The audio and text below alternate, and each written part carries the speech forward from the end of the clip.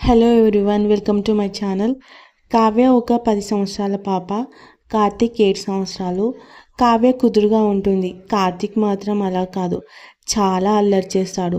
Kavya homework అంతా తానే చక్కగా టైంకి పూర్తి చేసుకుంటుంది. కానీ కార్తిక్ మాత్రం ఎప్పుడూ గందరగోళం సృష్టించడమే పనిగా పెట్టుకుంటాడు. చాలా అంటే చాలా అల్లరి పిల్లవాడు. వారి తల్లిదండ్రులు ప్రియా, రోహన్ ఎంతో కష్టపడుతూ ఉద్యోగాలు చేస్తూ పిల్లల పెంపకాన్ని నిర్వహిస్తుంటారు. ప్రియ ఇంట్లో పనులు చూసుకొని ఉద్యోగానికి హడావిడిగా వెళ్తుంది. ఎంత బ్యాలెన్స్ చేద్దామనుకున్నా ఏదో ఒకటి మిస్ అయినట్టు అనిపించేది ప్రియకు. పిల్లల స్కూల్ ఈవెంట్స్కి మిస్ అవ్వటం, పిల్లలతో ఎక్కువ టైం స్పెండ్ చేయకపోవటం, ఇలా చాలా బాధపడేది. కానీ తప్పదు. ఒకరోజు సాయంత్రం కావ్య కార్తిక్కి మ్యాథ్స్ చెప్తుంది. కానీ కార్తిక్ మాత్రం అస్సలు వినడు. హోంవర్క్ చేయమంటే, అక్క పిజ్జా తిందామా, నాకు పిజ్జా తినాలనిపిస్తుంది అంటాడు. అయితే హోంవర్క్ చేసే టైంలో ఫుడ్ గురించి కానీ గేమ్స్ గురించి కానీ మాట్లాడుతుంటాడు. కానీ హోంవర్క్ మాత్రం చేయడు. కార్తిక్కి హోంవర్క్ చేయించాలంటే కావ్యకు తల తిరిగిపోయేది. కానీ తప్పదు, ఎందుకంటే మమ్మీ చెప్పింది తమ్మునికి హోంవర్క్ చేయించమని. ఇలా జరుగుతుండగా ఇంకా అప్పుడే ఆఫీస్ నుంచి ప్రియా, రోహన్ ఇద్దరు వచ్చారు అలసిపోయిన మొహాలతో.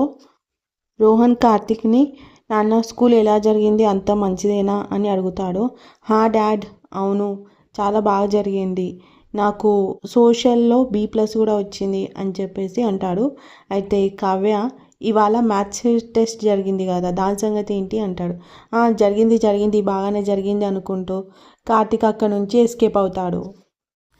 పిల్లల్లో మాత్రం తల్లిదండ్రుల్ని మిస్ అవుతున్నామన్న ఫీలింగ్ ఉండేది. ఒకరోజు ప్రియ పిల్లలు ఈవినింగ్ స్కూల్ నుండి వచ్చాక తింటారు కదా అని చెప్పేసి ఫ్రూట్స్ పెట్టేసి వెళ్తుంది ఈవినింగ్ స్నాక్స్ కింద. అయితే తను హెల్దీ ఫుడ్ తింటే హెల్దీగా ఉంటారని ఆలోచిస్తుంది. కానీ పిల్లలు స్కూల్ నుంచి వచ్చాక కార్తిక్ ఫ్రిడ్జ్ ఓపెన్ చేసి చూసి, అబ్బా ఇవాళ కూడా స్నాక్స్ ఫ్రూట్సా అని వాళ్ళు ఏమీ తినకుండా అలాగే ఉంటారు. ఇంటికి వచ్చిన తర్వాత ప్రియా చూస్తుంది. ఏమైంది, స్నాక్స్ తినలేదా అంటే తినలేదు అని అంటుంది. అయితే అందుకు ప్రియా చాలా బాధపడుతుంది. నేను కనుక ఇంట్లో ఉన్నట్లయితే నా పిల్లలకి నచ్చింది చేసి పెట్టి ఉండేదాన్ని కదా అని చాలా బాధపడుతుంది.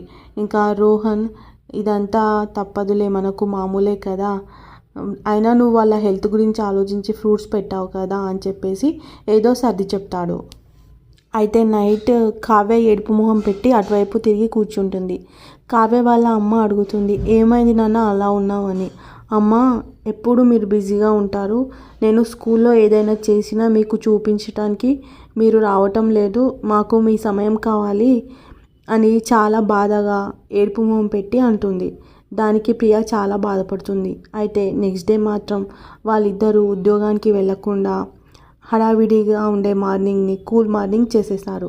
పిల్లలు లేచేసరికి ఇల్లు సైలెంట్గా కాకుండా ఎంతో సందడిగా ఉంది.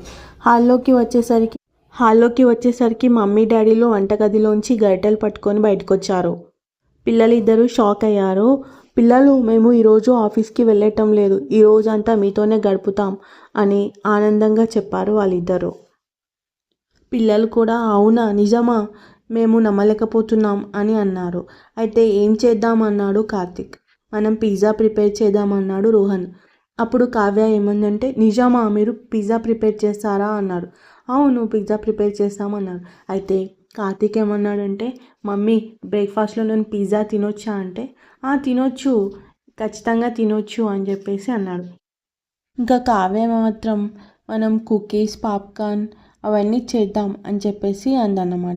ఇంకా అందరూ ఐటమ్స్ని ప్రిపేర్ చేసే పనిలో మునిగిపోయారు.